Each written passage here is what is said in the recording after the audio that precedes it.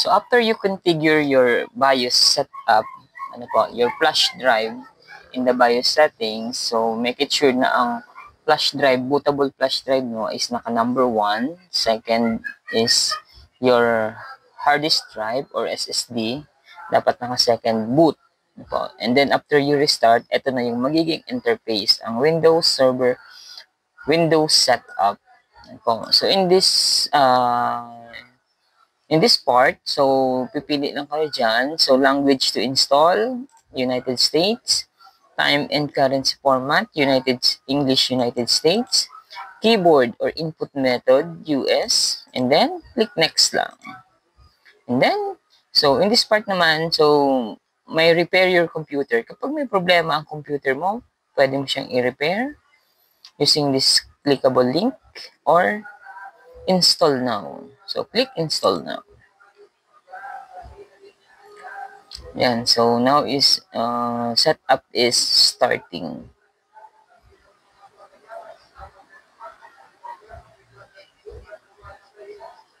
Yan. So, license terms or license agreement. So, since we don't have a license in our software and operating system, the Windows Server, so check lang natin yung I accept the license terms.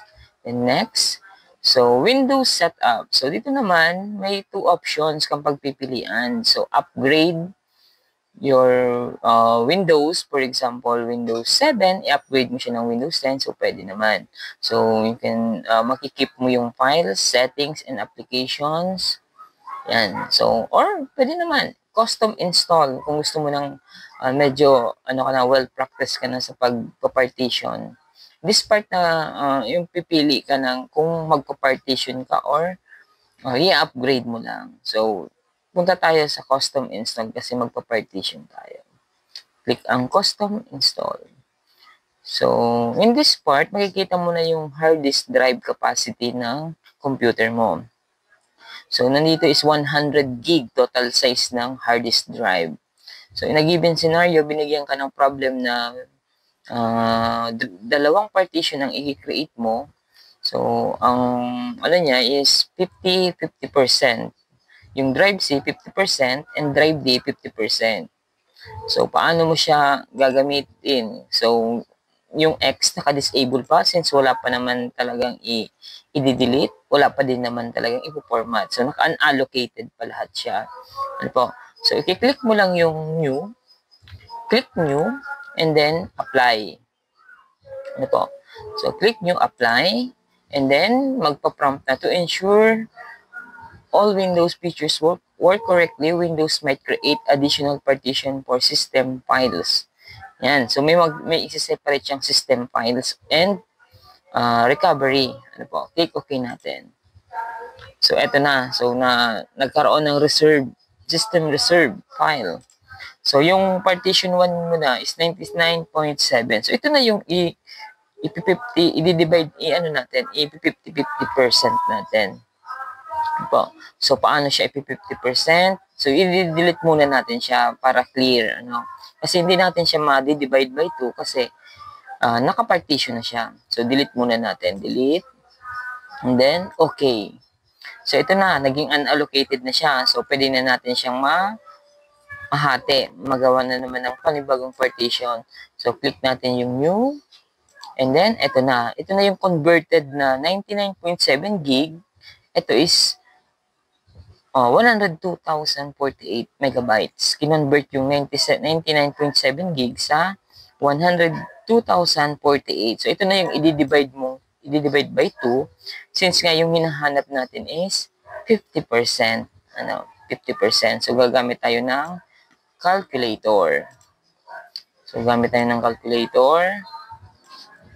102,048 divided by 2 equals to 51,000. So, lalagay natin. Okay, 102,048 divided by 2 equals to 51,024. 51,000. Erase muna natin. 51,024. So, yan. So, yan na yung kalahati ng 99.7 gig, 51,024. So, i-click ko na yung apply. Apply. So, yan, nahati na natin. Yung 99, nahati na natin sa 49.8 gig. Pero, yung isa pa lang, yung nahati natin. Kaya nagkaroon na siya ng partition 2. So, next is yung natitira pang isa, unallocated pa. So, kailangan natin siyang i-create ulit. So, i-apply lang. Click new and apply. Ano po. And then, sa dalawang yan, since na pares naman siya 50-50, ang isa, to format, at ang isa, dito ko na po magne-next. Click next mo lang yan. No. Ang pinormat mo yung pangatlo, and then i-next mo yung pangalawang partition. So, may partition 1. Ang partition 1 natin is reserve. Partition 2 is, ito na yung magne-next ka. Dito na mag-i-install ang system. And then, ito naman yung magiging drive demo. Click next.